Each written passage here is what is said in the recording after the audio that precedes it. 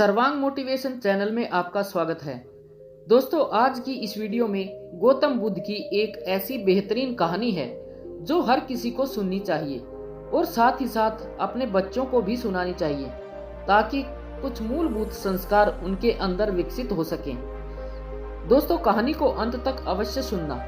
तो चलिए कहानी शुरू करते हैं। भगवान बुद्ध के लाखों अनुयायी थे। इनमें से एक पिछले कई सालों से रोजाना उनके आश्रम में जाया करता था, उनके प्रवचन सुना करता था, ध्यान लगाया करता और वापस चला जाता। यह सिलसिला ऐसे ही चलता रहा, मगर एक दिन यह अनुयायी आश्रम नहीं आया और उसके बाद उसने आश्रम में जाना ही छोड़ दिया। बाकी कई लोगों की तरह बुद्ध ने भी यह महसूस किया कि उसका नियमित आने वाला अनुयायी किसी वजह से अब आना बंद हो गया है। इस बात को कई दिन बीत गए। एक दिन बुद्ध अपनी भिक्षा मांगकर एक गांव के रास्ते से गुजर रहे थे। यह गांव दरअसल उसी अनुयायी का था जिसने अब आश्रम में आना छोड़ दिया था। बुद्ध उस अनुयायी के घर की तरफ चल दिए। जब उसके घर के पास पहुंचे तब वह अनुयायी अपने घर के आंगन में कुछ काम कर रहा था। बुद्ध को देखते ही वह उनके पास आया, उन्हें प्रणाम किया और उन्हें बैठने के लिए आंगन के चबूतरे पर चटाई बिछा दी। बुद्ध चटाई पर आराम से बैठ गए और अनुयायी से बात करने लगे।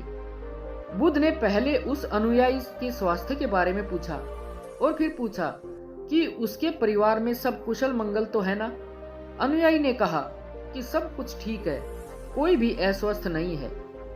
बुद्ध ने उससे आगे पूछा, अगर सब ठीक है तो तुमने आश्रम में आना क्यों छोड़ दिया? अब अनुयायी ने थोड़ा सा शर्मिंदा होते हुए कहा, गुरुजी, मैं क्या करता, मेरे पास पहनने के लिए सिर्फ एक ही जोड़ी कपड़ा है और वह भी अब जगह जगह से फट चुका है, उसमें कई जगह छेद हो गए हैं।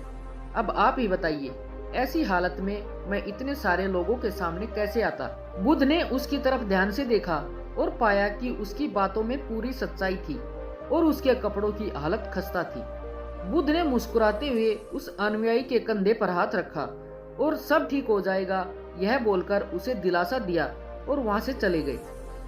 एक बार बुद्ध जब प्रवचन दे रहे थे तो प्रवचन खत्म होने के बाद बुद्ध ने अपने एक धनवान अनुयायी को रुकने के लिए कहा। बुद्ध ने उससे कहा कि वह उनके गरीब अनुयायी को 2 जोड़ी कपड़े भिजवा दे। श्रीमंत अनुयायी ने उनसे वचन दिया कि वह अगले दिन जैसा उन्होंने कहा है वैसा ही करेगा। अगले दिन अपने वचन के मुताबिक श्रीमंत अनुयायी ने अपने नौकर के हाथों न सिर्फ उस गरीब अनुयायी के लिए बल्कि उसके पूरे परिवार के लिए 2-2 जोड़ी कपड़े भिजवा दिए। नए कपड़े पाकर गरीब अनुयायी और उसका पूरा परिवार बहुत खुश हो गया। अगले दिन से बुद्ध ने देखा कि वह अनुयायी फिर से आश्रम में आने लगा है।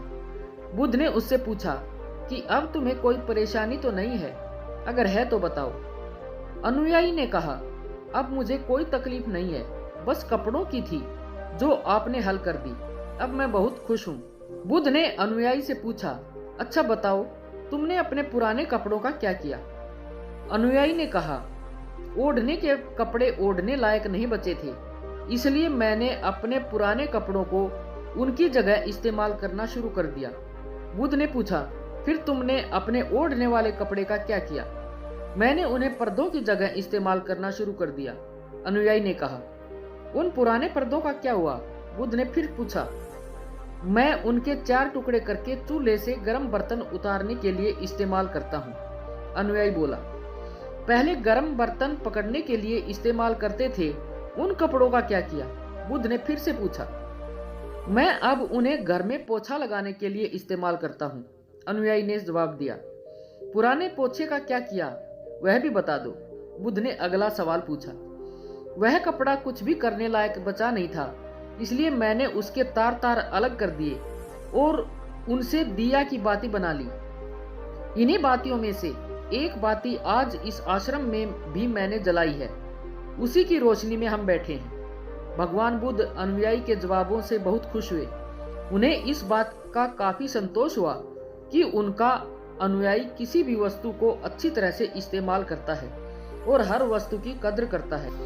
दोस्तों, इस कहानी को उन लोगों तक जरूर पहुंचाएं जो उन्हें आसानी से मिलने वाली वस्तुओं की कद्र नहीं करते और जरूरत से ज्यादा लेते हैं और बिना अच्छे से इस्तेमाल किए बेकार कर देते हैं या फेंक देते हैं। दोस्तों, आपको ये कहानी कैसी लगी?